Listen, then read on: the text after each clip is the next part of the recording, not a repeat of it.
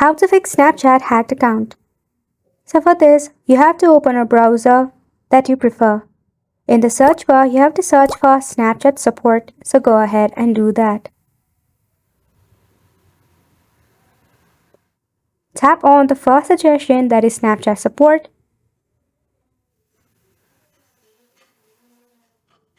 Select the option of My account is compromised. In this, select the option of I think my account was compromised option and wait for it to load. So right here, as you can see under this article, you will see the option of change your password. You have to tap on it. Enter the password that you remember and hit continue.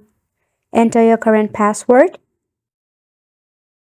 Recreate a new password and confirm your new password. Once you do this, tap on Change Password bubble at the bottom of this form. Now once you do this, update your password using a password manager so that your account is secured. Now you will be logged into your account directly from Snapchat web. Just like that, you will gain your access back to your Snapchat account. Isn't it simple? We hope that you will go ahead and give this a try, and thank you so much for watching.